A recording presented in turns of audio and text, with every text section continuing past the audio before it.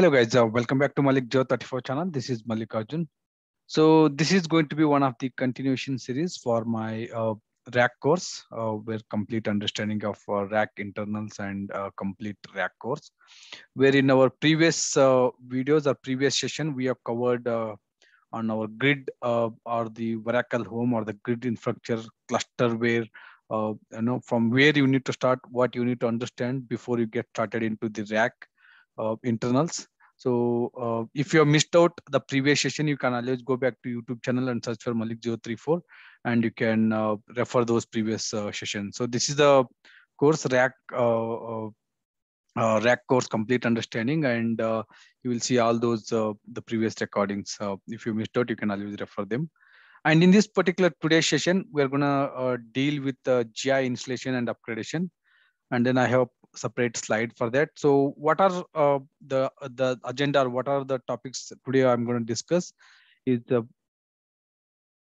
about one second is about grid infrastructure foundation, advanced installation with nodes, and software only installation with the nodes, and the upgradation of your grid infrastructure. These are the three options we will explore on that, with the 11G, with the 12C and 19C installation, how that goes, and Oracle Rack Database home installation, and Oracle Rack Database creation, and then some of the ASMCA, the ASM configuration assistant features. Right. Okay, let's get started. What's new in grid infrastructure? Uh, the new Oracle home, that's new Oracle home is precisely for your grid infrastructure home that contains Oracle clusterware and then the ASM in it. So the Oracle restart and ASM is for your standalone server.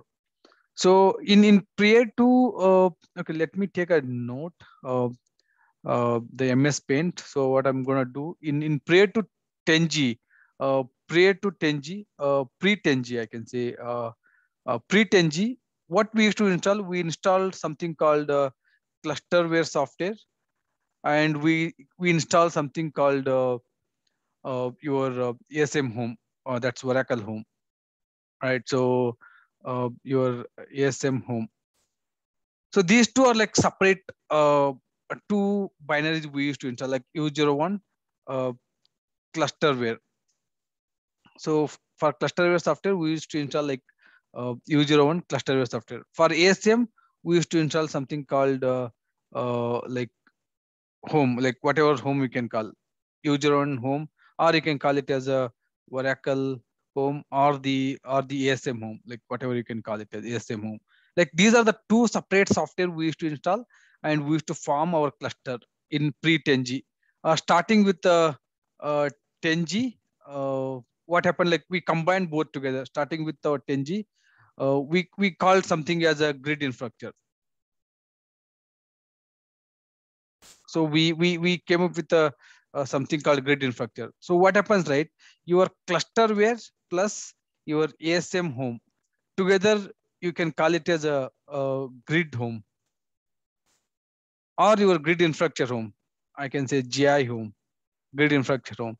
So this is where the software they combined. Oracle has combined your clusterware software and your ASM instance, that Oracle home binaries. Combining together, they came up with a single software that's called a grid home or grid infrastructure home. Once you install this grid software, that's become your grid infrastructure. So that grid infrastructure contains your ASM plus your clusterware software. That is for your rack, in case of rack. In case of Oracle restart plus ASM, in case of your standalone, that's Oracle restart plus ASM home. So that become your Oracle restart server, or the standalone. In case of standalone, you're going to install the GIS software. That again, it's going to be your GI home here. I'm just going to make it here. Right, Oracle restarts are restart software plus your ASM home, that become your GI home. In case of standalone, it become Oracle restart server. And instead of Oracle restart, if you install your clusterware software and ASM home, that will be again part of your GI home. If you install it in 2 or 3 cluster nodes, that become your GI home, and that's your clusterware rack, Oracle Rail Application Cluster. So that's the changes what we did.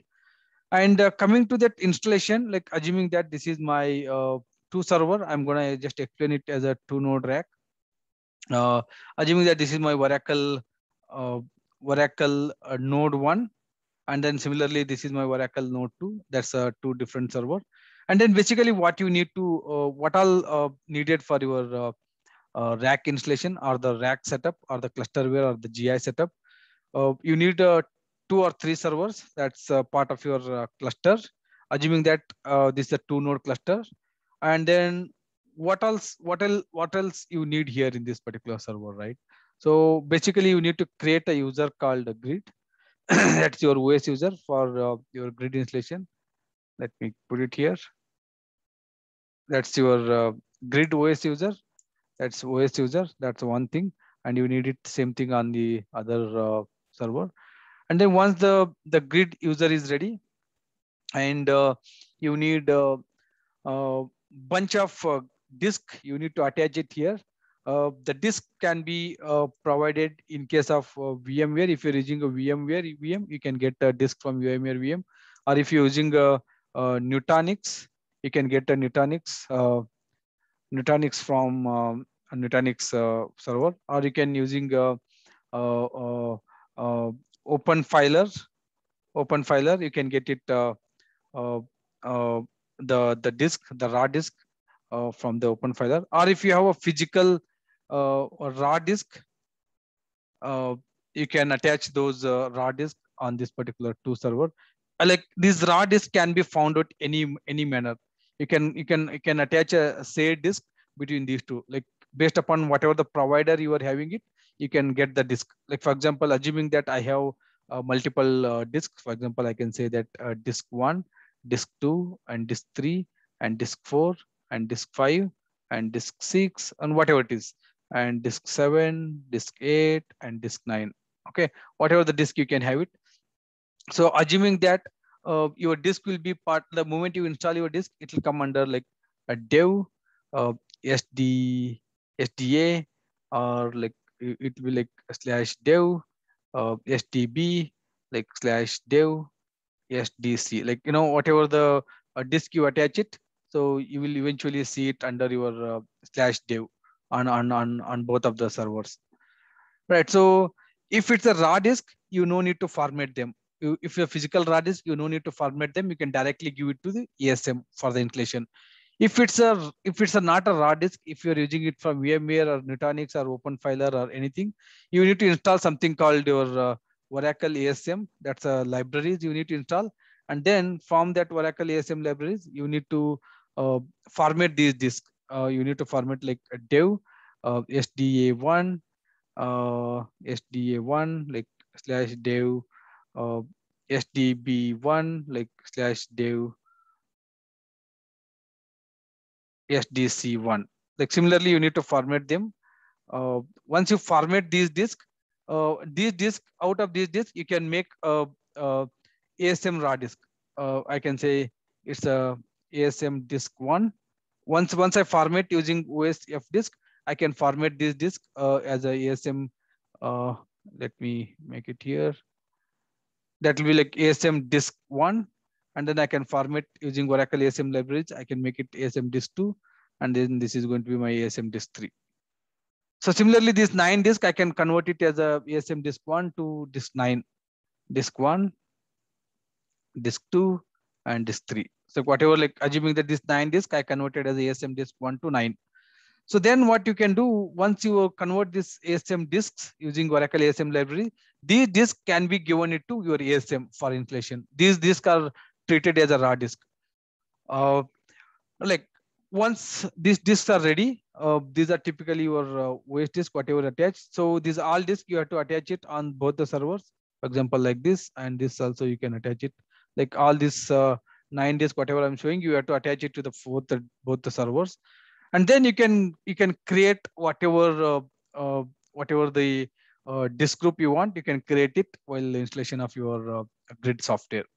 Right. So assuming that I have attached these all 9 disks here on my node 1 and on node 2, and then if it's a raw disk, it will be like dev SDA1, SDA, SDB, SDC, and the same disk will go on your server to SDA, SDB, and STC. If it's a physical raw disk, you can directly give it to ASM for the installation.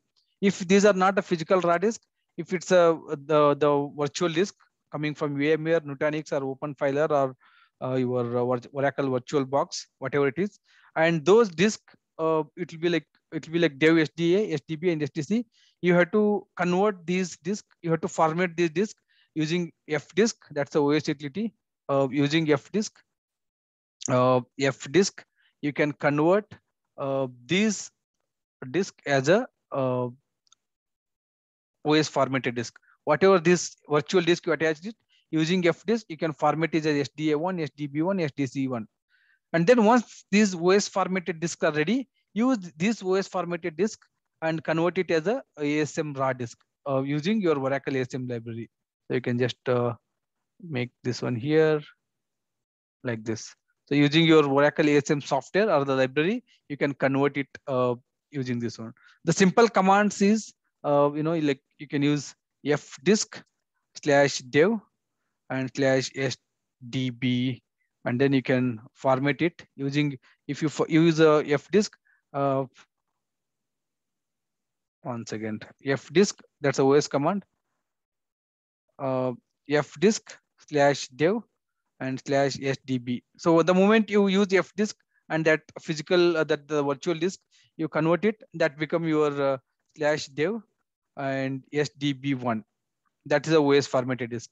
And again, you can use something, Oracle ASM, that library, create disk, and then you can create the ASM disk one using /dev sdb1. Whatever that OS formatted sdb1, this is your sdb1, the OS formatted disk. Use that sdb1 OS formatted disk, and you can create your ASM disk 1, 2, 3, 4. And these disks are like treated as a raw disk, and you can give it to the ASM. That's simple as we can create it. Right. So if you understand about this, the prerequisites, you need a grid user and you need a raw disk, and then you can proceed with your installation. And then you need to download your the grid software, and that grid software can be downloaded using your way. Okay, let me log into my log into my Oracle eDelivery, and then I will show you that in a minute. Right. For that Oracle grid software, you can directly go to Oracle eDelivery. And then once you log in with your Oracle eDelivery with your personal email ID or whatever the registered email ID, you can just log in with your I logged in with my personal email ID, and I can search for Oracle database,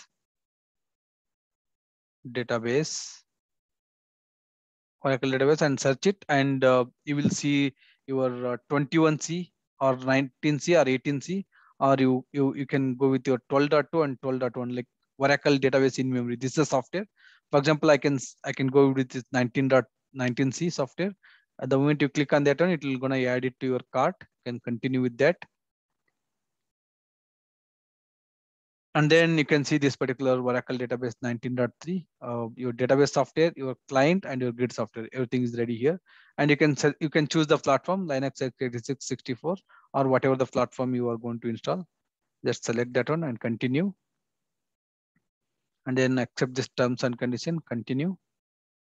Right, so you will eventually get this download icon here. This is your database software, and this is your Oracle client.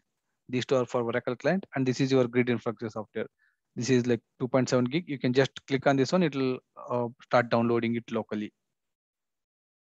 Let's see, start downloading it locally here. So I'm just going to cancel it. I don't want to. I don't want to download that one. I'll just pause it. I'll just. I don't need to. I'll just cancel this one. Right, this way you can download your software. Once the software is downloaded, you can push it to any one of this server one. Once the server the software is downloaded here, and you can start with the installation. So that's I'm gonna run through here how it is gonna go with the installation steps. And then okay, this is grid infrastructure install in the grid directory. There are 4 options. We can see it here once I continue next. And the Oracle Home improvement, the typically new installation, and all other things like we can see it like new typical install one button SSH, and the GUI perform check during the interview. Like all this cluster verification utility and all those things we can see it here in next slides. And this is a slide, like this talks about 11G, and I have this particular attachment here. If I open this particular attachment here,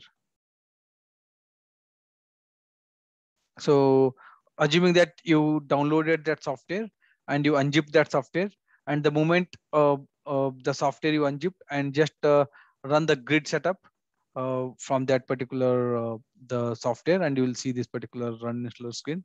And then you can proceed with the whatever the options, like you can start with the configure Oracle grid infrastructure for a new cluster, and configure Oracle standalone cluster, and domain cluster, or member cluster, or member cluster for application. Any option you can choose here based upon your design. Like I'll go with the Oracle standalone cluster.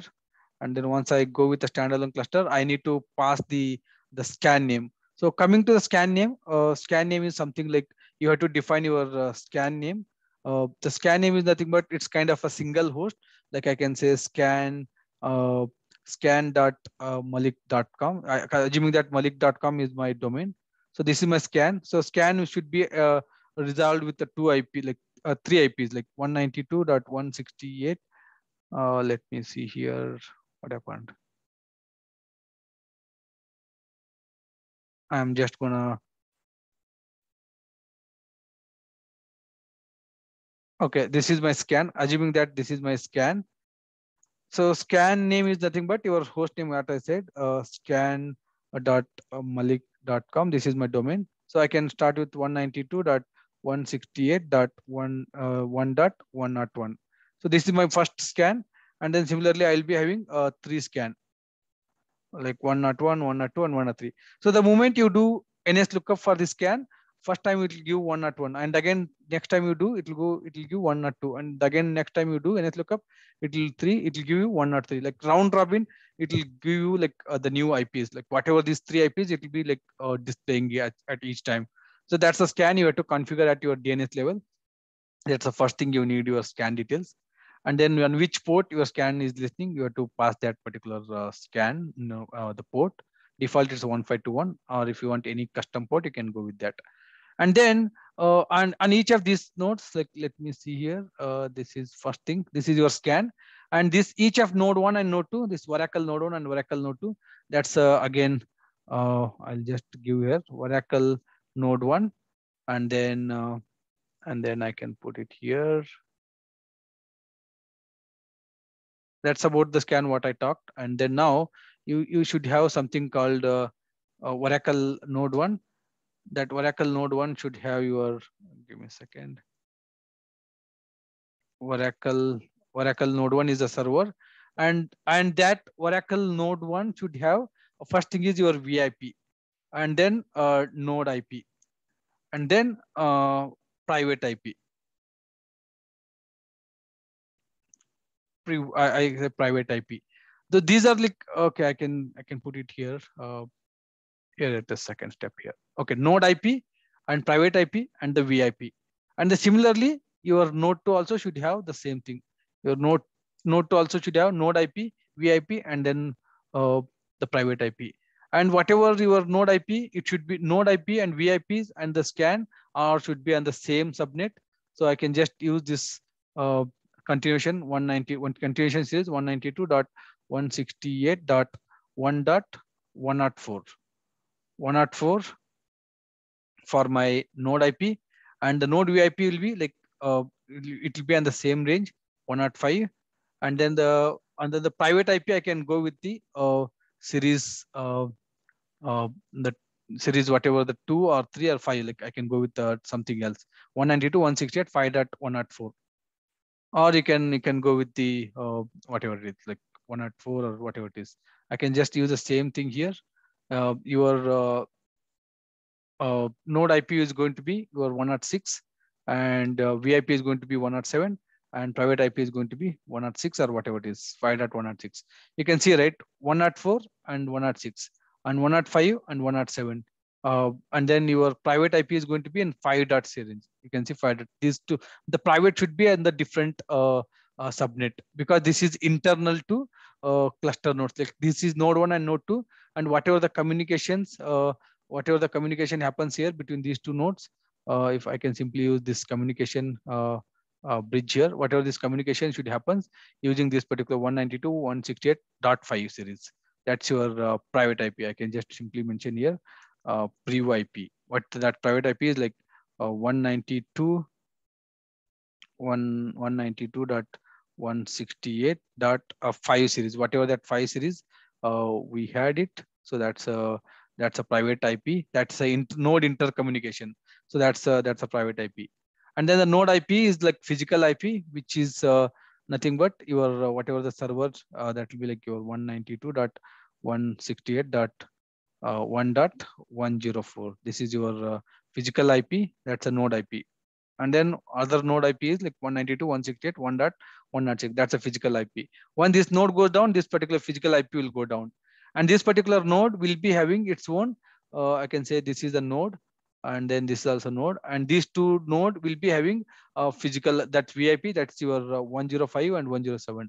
So I'm just gonna put it here, 192.168.1.105. So this is your VIP. So this VIP is a virtual in nature, and the moment this particular node goes down, and your VIP will be still alive because that's a virtual IP. Only this physical IP will go down. Whatever this 104 will go down, and this virtual IP will be still hanging, and it will be floating in your cluster, and it will be fail over to any of the cluster node. So that's where VIP plays very, very important role here. So that's about the IP requirement for your grid setup. You need a scan IPs, you need a VIPs, a node IPs, and the private IPs. Again, node IPs, VIPs, and private IPs. Altogether, like 9 IPs are mandatory in case of when you are doing a 2-node cluster setup. Right. So that's all about the requirement. Then you can simply proceed further. You can give your once you select that cluster, you can give both node IPs and node VIPs. And once you provide your node IPs and node VIPs, and the SSH connectivity between the nodes should be found. And whatever this grid user from the node 1, if it is connect to SSH, it's automatically connect to without the password. For example, I have Oracle user, which is act as my grid user here. I have node 1 and I have node 2 here. So I can simply do ifconfig, and then I can see this particular IP for my node 2, and I can do SSH. And simply if I do this node, it should automatically connect without password. I have connected to node 2 with the Oracle user. Oracle user nothing but grid user here. So I connected to node 2 here. So similarly, if I do ifconfig, and this is my node IP 134. Okay, just exit from here and do ifconfig here. From node 1, I can see 133 is my IP address. From node 2, if I do SSH for 133 IP, I should be able to go to node 1 without any password. That's one of the prerequisites before you proceed with your grid installation. So passwordless SSH connectivity, you can do setup here by clicking this button, or you can test it. You can see automatically set up this, your passwordless connection. Right, then once that is done, like you can select your public IP.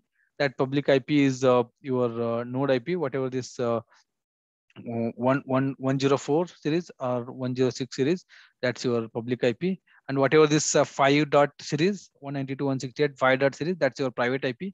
You can select that private IP here when you are selecting this private IP. And the other one is you can don't use that. That's not needed anymore. And then proceed further, and then it will go for complete installation. And then once that is done, that's a very interesting thing is like your uh, your your disks, right? Like whatever this disk, data, FRN, voting disk, this all disk, whatever I added here, 9 disks, all these 9 disks, you will be able to see it here. And then if it is a physical disk, right? Like if it's a physical disk, you have to click on this discovery string here.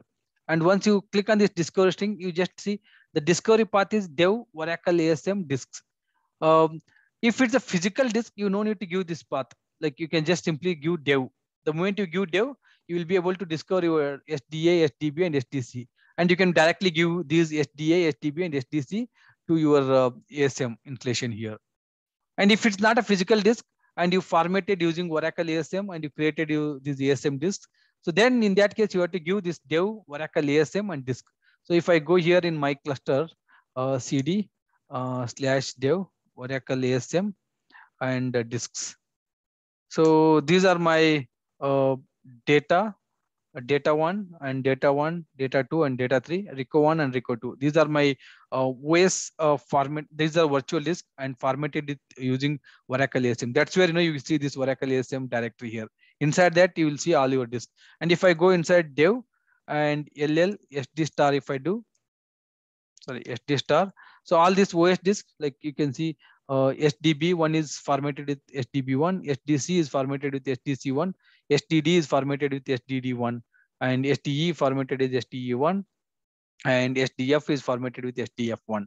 So this is where you will format your all your OS disk using fdisk command. You will format it and become A1, B1, C1, and all these of OS formatted disk you can use Oracle ASM. That's a library you have to install on both the nodes.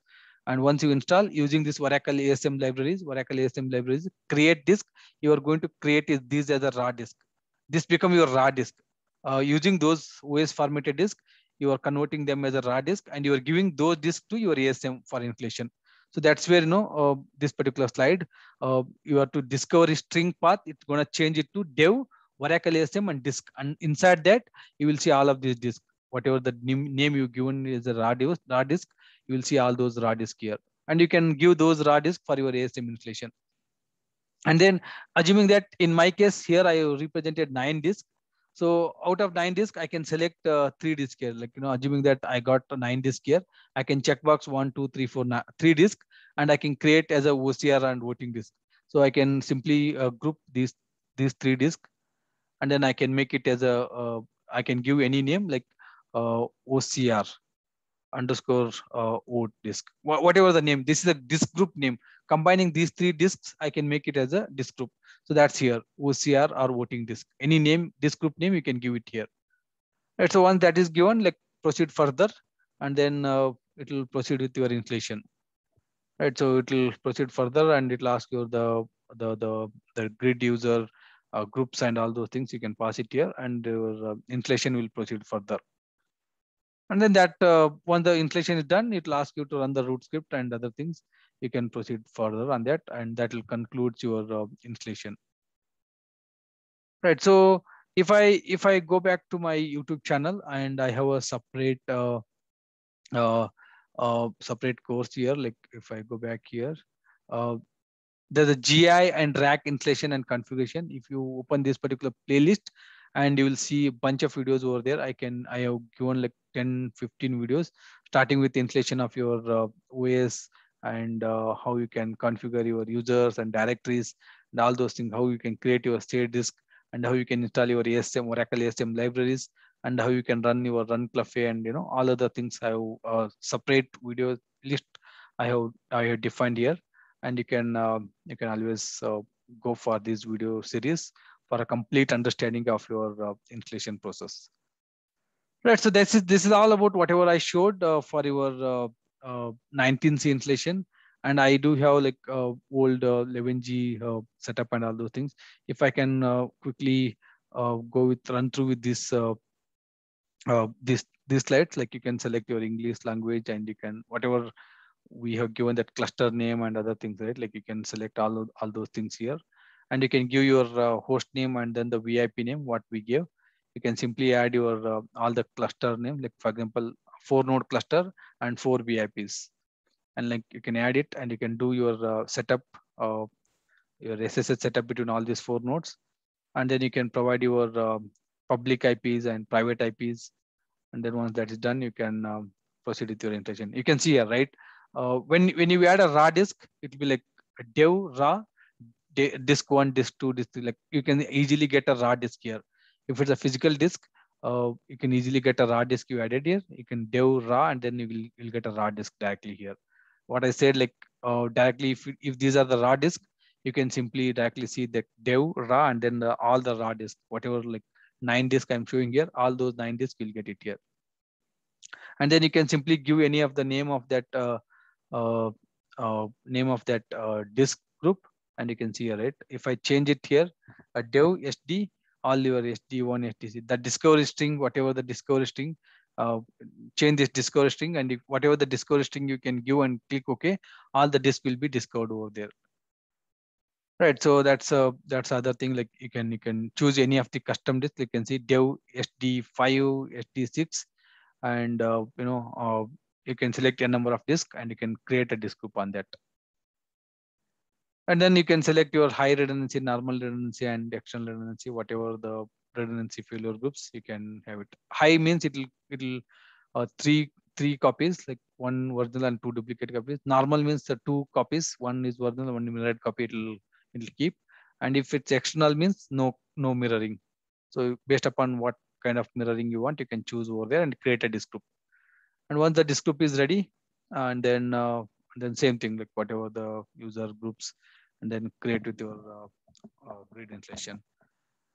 And once the grid installation begins, you will typically see this one. Once the installation is done, you will ask you to run this root.sh and then the Vara NST root.sh. So these are the root script.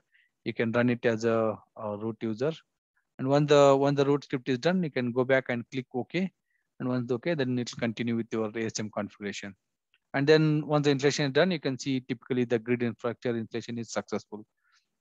And then you can come back once the installation is done. You can go back to your server, and you can simply this is my node 1. I have duplicate session here. I can simply set the environment to plus ASM, and then I can simply plus ASM1 plus ASM1, and I can use simply CRSETL stat resource -t. Stat means status resource -t. That will give you a complete cluster resource status here. Right, so that's one thing you can verify it. And the same thing you can verify it on the same command. You can run it from the other node. I'll go to node 2 here. This is my node 2. Set the environment to plus ASM2 here, plus ASM2, and run this CRCTL stat resource. The same output you will get it here. And if you do ps-ef grep smon, you will see plus ASM2 here. And the same thing if you do here, ps-ef grep smon, you will see plus ASM1 here.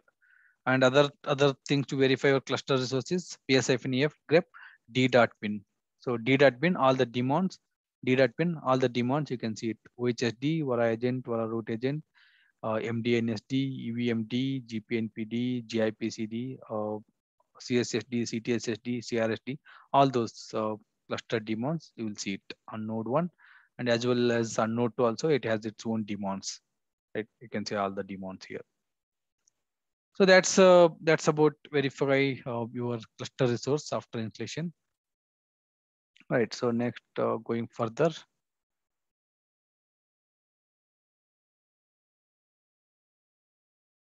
Wait a second here. Okay. This is complete installation. What we saw, that will install your clusterware software. That's typically your GLID software, along with your ASM instance creation. And then that will set up entire cluster setup for you. And then there's an option, install grid software only. If I go back on the 19 screen as 19C screenshot as well, you will see the very beginning of the installation. You can see this one, setup software only. If you choose this setup software only, then you will see like it will ask you to English language and all the groups. You can pass it all those things, and then that will do a complete setup. And then it will ask you to run the Vara NST root.sh and root.sh. You have to run it on both the nodes. And once that is done, you can see you'll see here, like when you do a software install only, it'll never ask you for the remote nodes. You can see here, right? It'll directly do it only on that node 1. So on the node 1, your software installation is done. Like you can see, like once the root data is done, and you will see your there's a one configuration file, Oracle Home CRS install and CRS config.param. If I go back here, This is my CRS. That's my clusterware home. And then inside the cluster home, CRS install. Right. So this is the install directory. And then you can see this particular CRS config parameter files. And if I do more on that particular parameter file, you will see the lot of entries over there. You can do all this modification here. Who is the owner and what's the language type, what's the time zone, and all those link management and all those like clusterware base and clusterware software, Oracle Home, CRS Home, and all those things, like all these entries you can modify here. There are a bunch of commands you can modify that, all those as per the requirement. Software only post installation step. Before you run the root.sh, edit this particular configuration file. And once you have set up a valid configuration file of your new configuration, and copy this file to uh, all the server that are meant to be part of your cluster, and then you can run that root.sh. Right. If I proceed further, like you can run this one, this particular Perl, and then your the grid home, and then that'll take care of your setting up your clusterware nodes. Right. So install, and then this install rootcr.pl. Right. So it'll all relink all with the rack and all those things. Rack on all those software settings, it will do it. And once that is done, so that will concludes your the clusterware setup between the multiple nodes. So you have to run that this particular Perl script on all the cluster nodes. Once the software is copied on all the nodes, you have to run it after modifying your CRS config parameter files. Right. So that's a pretty straightforward the software only install. But again, if you don't prefer to go with your uh, uh, the installation in one shot, you can go with your software only install, and later you can post configure your clusterware setup. Right. So that's a typically how your installation works, software only or the install plus configure in one shot. And now coming to this grid infrastructure upgradation, and for that also I have taken a one dedicated live webinar, webinar 7. If you go on the same directory, on the same the grid GI and rack installation and configuration along with the upgradation, if you go with the same playlist, and you will see this webinar 7 live 19C GI upgrade. So this is the GI upgrade where I showed you live demonstration on like how the GI upgradation works. And just to run through those upgradation path from 9i to 11G, you can easily go from 10G to 11G, or 11G release 1 to or 11G release 2. You can directly in one shot upgrade. And again, similarly from 10G to 11G, 10.1 or 10.1 to directly release to 11G release 2, you can directly upgrade, or 11G release 1 to 11G release 2, you can directly upgrade. And from 11G to 19G, you can directly upgrade in one shot. That's the upgradation path. And then okay, upgrading from Oracle 9i, I hope like most of the customers are already upgraded to 11G or 12C. But if the customers are in 9i rack, like the grid infrastructure installation is treated as a fresh install. So because from the 9i we cannot directly that path you can see like 9.2. You can go to 11 to release 2, but that's considered as a fresh install, because in 9i we don't have that grid infrastructure installation. Both the clusterware and ASM will be in two separate part. And when starting with 10G and 11G, it is called as a grid infrastructure, right? So when we run the root.sh, it will be gather the information from 9i cluster and upgrade it to the your OCR, which is part of your grid infrastructure, right? So that's the only difference here. Like upgrade things to be remembered, you will need to define your scan. That's sure, because that's the first thing you should have your scan set up. And again, the scan can be resolved using three VIPs, three virtual IPs. The name used by client, that should be round robin with the 3 IP addresses, and same subnet as a public network. So you can see all these three IPs are same subnet of my node IPs are the VIPs. Oracle clusterware can be running on a node when you start upgradation, like Oracle clusterware can be can to be running on the node when you start your upgrade. Again, like when you start with your clusterware upgradation, so one of the caveat is, like one of the prerequisite thing is your clusterware should be up and running on all the nodes. Then only you will be able to run your root upgrade at such. Stop all the database instances, ASM instances, and node apps on the node before upgraded. Like uh, stop all, not necessarily you have to do stop forcefully. Once you've done the root upgrade at SH, that automatically it will shut down your old clusterware and it will start it from the new clusterware. If you are not stopped all your database instances and all those things, all the services and all, that will take a longer time to do your clusterware upgrade. But it is not necessarily you have to stop all the instances. ASM installed with the Oracle clusterware into Grid Infrastructure Home. Out of place upgrade. Like out of place upgrade means whenever you install, whenever you do upgrade from 11G to 12C or 12C to 19C, it's always out of place upgrade.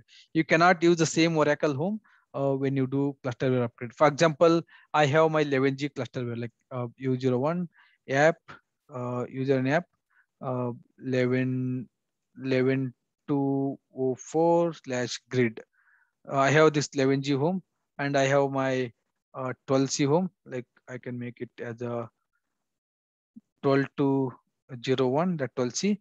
And if I want to upgrade it to my 11G home, I want to upgrade it to 19C. So this particular cluster VM, I will leave it as it is, and then I can install fresh 19C 19.0.0.0, like 19C grid home, and then I can switch that cluster where the ASM and all those things from 11G home to 19C home. Like always in from 12C to, if I go to 19C, again that's going to be out of place upgrade. Out of place upgrade in the sense, always that grid home is going to be new path. We are not going to use the same path. Like I cannot use the same 11G grid for 19C upgradation, right? Like always it's going to be out of place upgrade. And ASM configuration assistance is to manage your ASM. So ASMC I can brief in a minute. So this is to the things you have to remember before you do your clusterware upgrade. And then again you have to, instead of like install and configure or install software only, you have to choose your clusterware upgrade, like upgrade your grid infrastructure. You have to choose this grid infrastructure path, and then you have to, it will automatically detect all the cluster nodes, and then it will, you have to give the, it has to be in 11G you have to give that path, but in 12C you don't need to give that path because you are running that root grid upgrade from the new software, that 19C software, and then you can proceed further with whatever the screenshot, uh, whatever the screenshot it says. Then proceed further, and then it will complete your clusterware upgrade. That's you have to follow that same steps, whatever explained. So for better understanding, you always refer this particular video, which talks complete upgradation. I demonstrated here. Right, so that's upgradation, and coming to the next topic, that's the database installation. So again, you have to download that database software. I'll go back here, and you have to download this particular database software and unzip that one, and then run the run installer, and that will select install database software only, and you can choose those cluster nodes. If it's a 4 node, automatically those 4 nodes will be detected here and proceed further, and then you can select that enterprise edition or the standard edition, and then proceed further, and then give that the database home owners and all those things, and then you can install your Oracle home. So Oracle home setup is done. Once the Oracle home setup is done, you can start with your database creation using DBCA. So you can just run a DBCA, and then it will ask you what purpose of database you want to create, and then choose those uh, uh, the database nodes, and then give that SID and all those things, and then you can create your database. It's just you have to follow that GUI screen, whatever it prompt you. And then once the database summary displays here, and then proceed further, and it will create your RAC database. Right, so if I go back to my document here, and that also talks about the same thing, I can go to my database home installation here. Right, so I'll go back here.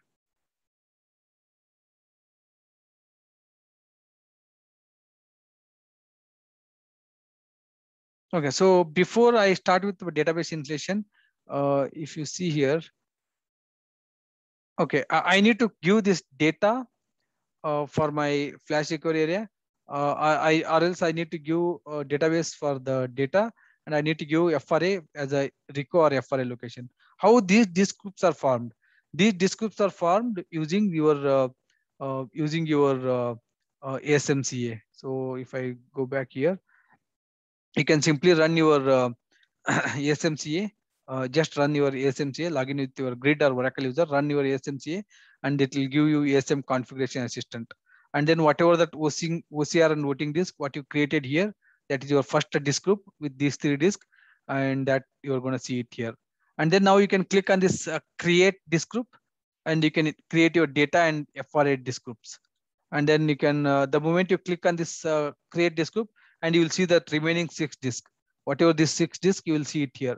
And you can give that data or whatever the name and whatever the redundancy you want, and you can choose those disks. What I'll do now, I'm gonna choose these 3 disks, and I'm gonna create this as a and then I'm gonna tick mark this 3 disks here. Like I'll be eventually seeing 6 disks here. I can tick mark those 3 disks, and then I can create as a data disk group here. And then again I can click on this again one more time, create disk group, and then I can choose this remaining 3 disks, and I'll be seeing those remaining 3 disks. I can checkbox all those 3 disks, and I can name it as a RICO, and then I can create here as a RICO disk group. These 3 I can make it as a RICO disk group. I can simply give it a name as a RICO here.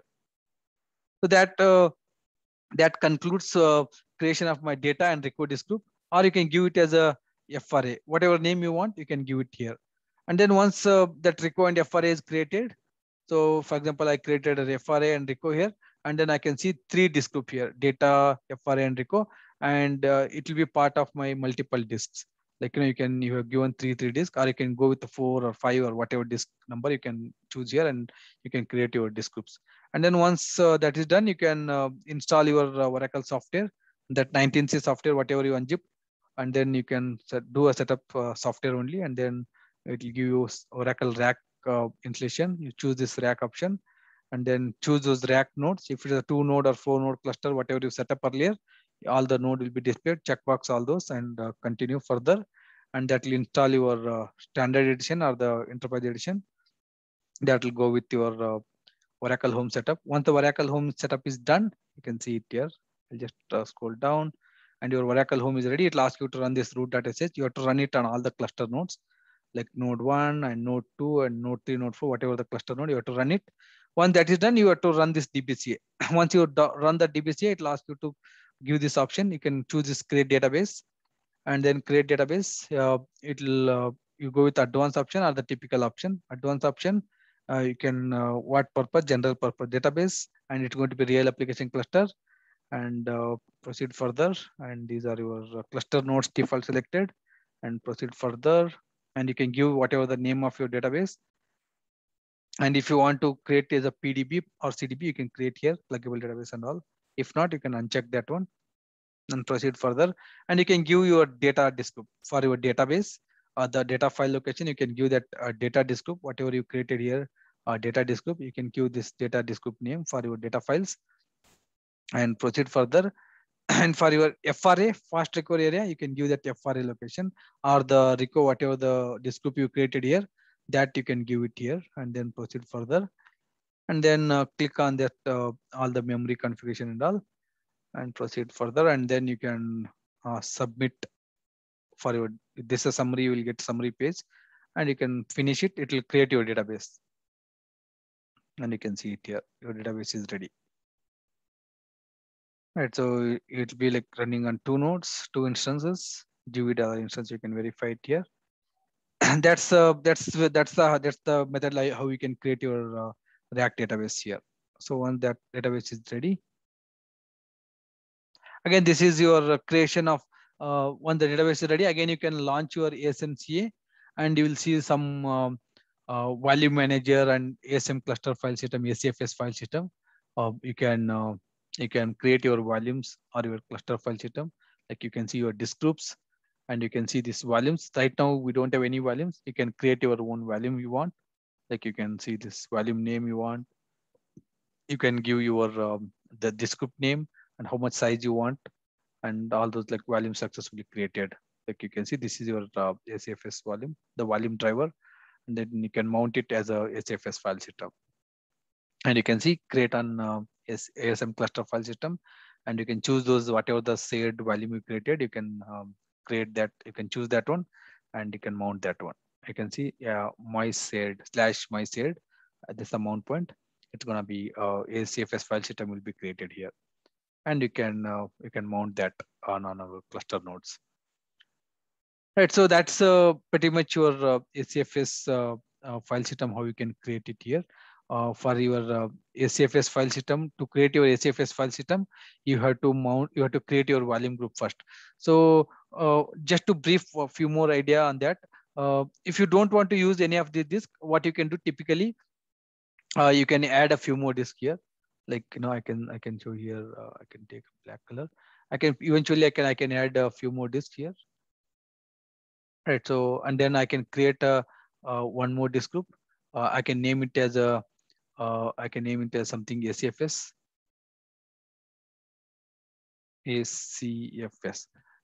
disk group. So I can add few more disks on both the nodes, and I can run this ASMCA. And once the ASMCA is done, I can click on this create disk group. The moment I click on this create disk group, I can see this particular. I can go back here.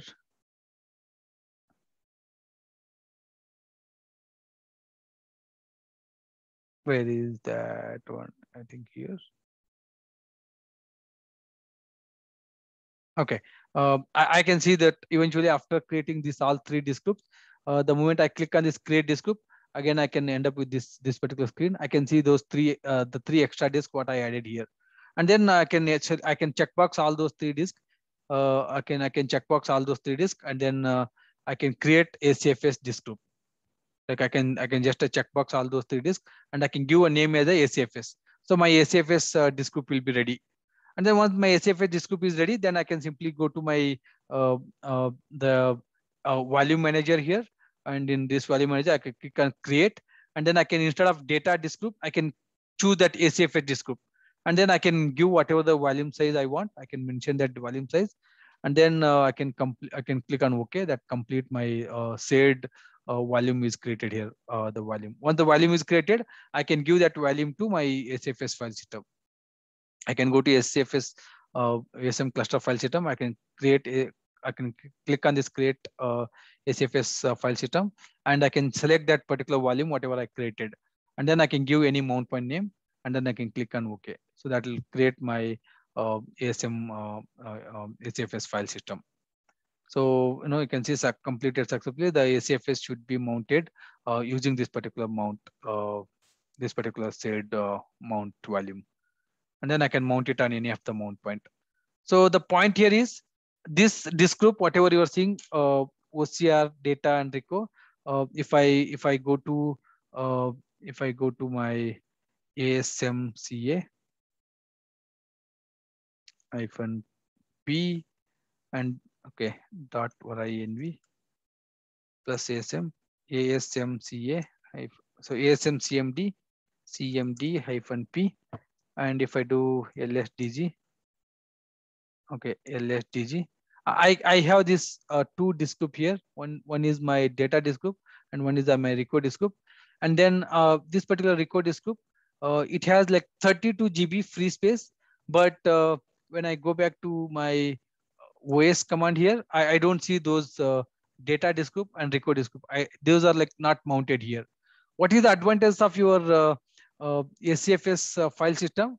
Whatever this data and RICO disk group you are having here at your ASM level, those disk groups you can create volume groups out of those disk groups. So that's where we're using this volume creation. Like click on this volume creation, create, and while creation of volume, it will ask you to provide what is the disk group name. Like you can choose that disk group name and then create your own volume. How much size you want, you can create that volume and give that volume to your ACFS ASM cluster file system, and you can format them using ASM cluster file system, and you can mount them that particular mount point. And then you can use this particular whatever the formatted the path, you can mount on your OS file system. The moment you do DFFNH, you can see that the mount point that is coming from your disk group.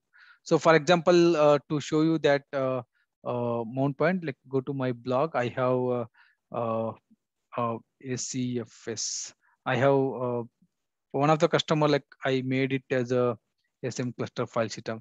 So here, if I do, okay, the moment you do CRCTL stat resource grep ACFS, whatever that ACFS mount point, you will see as a cluster resource, that ACFS mount point that should be online on all the cluster nodes, 4-node cluster on all 4 nodes, it should be online. And then you can use this ACFS util info, and then that particular ACFS mount point, if you do it, you will see all those ACFS information, what is the size and from where it is coming. You can see this particular disk group here. Okay, ADVM disk group. So this is your disk group name. Whatever you are seeing here, the ACFS disk group name, that's a disk group name. It's coming from this disk group name, and what is the size and all those things you can see. And what is the volume name? This is the volume it got created. And when you do DFFNH, and you will see this particular dev ASM SFS volume, and this is of 128.7 terabyte. It is mounted as a local mount point here. You can CD into this particular local mount point. You can create any of that mount point. Like, you can create any of the file. You can place your text file. You can place your image file. So you can place your MP4 files or Word file or Excel file, whatever the file, you can place it here in this particular volume. The moment whatever the file you are keeping here in this particular ACFS file system, that eventually you are keeping under your disk, and that will be managed by your ASM disk group. So because that ACFS mount point is based upon your data disk group, which is managed by your ASM. So that's one of the advantages of your ACFS file system. Right, so that's about your ACFS file system and all, and other things what you can do with the installation and upgradation of your grid infrastructure. How you can diagnose or how you can trace your installation process in case of hung or it is not progressing further. Always you can check your VARA inventory and log files. And how you can find your VARA inventory? You can always cat your etc VARA inst.loc. So I can just cat this one here. And then you can see etc or inst. Whatever you cat here, it will give you the inventory location. Like, this is your inventory location. Inventory underscore LOC location. That's your inventory location. Go inside your inventory location, and there's the logs. You can go inside that. So this is a logs directory. You can go inside that. All the installation direct path, you can see it here. All your OPH and all your grid upgrade and all your grid install and everything, all the installation, you can see grid setup, and then grid setup, grid action, and grid setup, like all those grid and OPH installation, all those log file, you can see it here, and you can verify if you're stuck or if your installation fails, you can go with that. And whatever the ASM configuration, ASMCA, like this is your ASM configuration, like whatever you're running here for creation of your disk groups and creation of your volume manager, creation of ACFS file system. And if you hit any issue, you can go to your Oracle base and CFG tool logs. So Oracle base is like env grep Ora, and this is your Oracle base, user and app Oracle base, user and app Oracle, and go inside that. And there's a CFG tool logs always here. Like, you can go here, CFG tool logs, go inside that, and to LSF and LTR. And you can see if you're using Netka for configuration, if you're listener and other network services, all the configuration or installation file, you can see it here. And if you see any DBCA, database creation and all the log files you can see under this particular DBCA folder. And if you're using any ASMCA configuration for your disk group creation or disk group drop and other operation, or if you're creating your volume manager or creation of ASM cluster file system, you can go inside your ASMCA. And SQL patch, if you're running any SQL patch operation, you can see this particular directory. All the relevant logs will be there under respective directories. So that's about your configuration logs and the root script, whatever you're running, root.sh or root upgrade.sh, root.sh for installation and root upgrade.sh for your clusterware upgradation.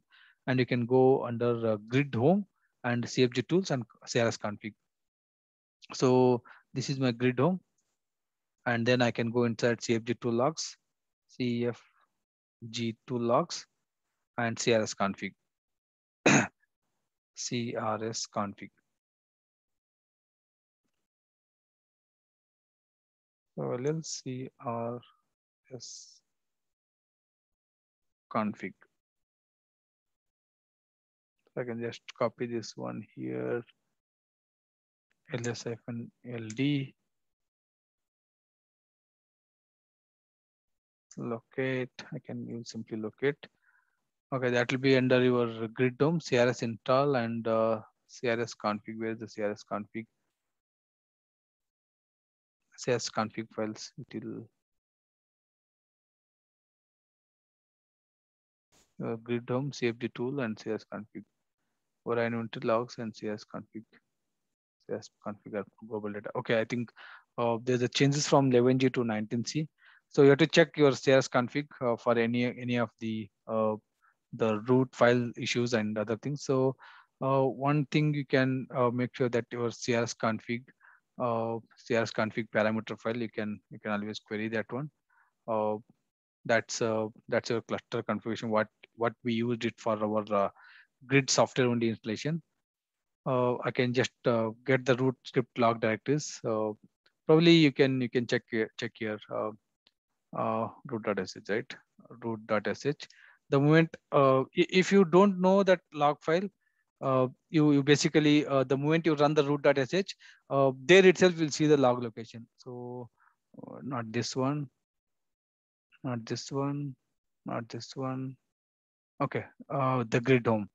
And the moment root.sh you run it here, you will see this particular. This is for your grid home. The moment you run the root.sh, you'll see here, right? This is your parameter config file, and then the log file. Where's the log file?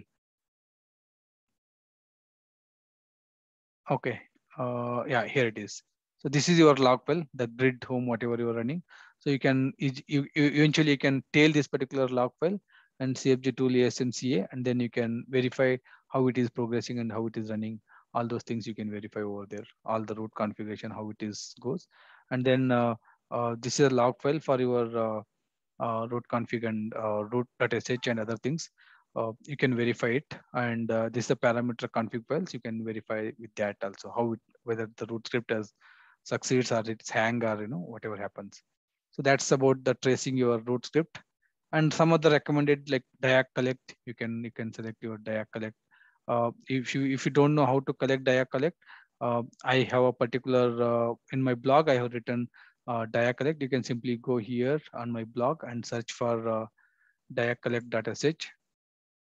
So here the diagnostic collect on clusterware. You have to simply run this diag collect tool, and then it will collect your diag. Like you have to run just diag collect.sh. So that will collect all your diagnostic logs, and you can troubleshoot that. Right. So some of the ISM alert log and your CFG tool logs and your inventory log files. These are like the handy logs. You can troubleshoot any of the issues. And then to trace any of this run installer, like run installer and the log level, and you can see the details. And these are the mask nodes, how you can trace the run installer or the grid setup and all those things. You can see run installer and detracing enabled equal to 2 and detracing enabled level equal to 2. You can refer this mask node, and there are various methods to trace your run installer or the grid setup. This particular mask node will talks more on that. You can refer this mask node for tracing your the install sessions, either run installer or the DBCA or the grid setup. You can trace those sessions. That's basically for your UI diagnostic tool and tracing. Right, so that's pretty much what I wanted to cover in this GI install and then the upgrade. And again, as I'm repeating, like I have a detailed session on GI, the GI and rack installation and upgradation. So this is a run. This is a complete series of videos. You can always refer there. Like bunch of videos, like 10, 15 videos. Starting from the scratch, I explained here for the installation and upgradation. You can refer them. Right. So that's pretty much what I wanted to cover for in this today's session. That is one or two series. And tomorrow I will talk more on that root script and some other checkpointing in mechanism in rack and the clusterware. Thank you guys. We'll see you in our next lecture.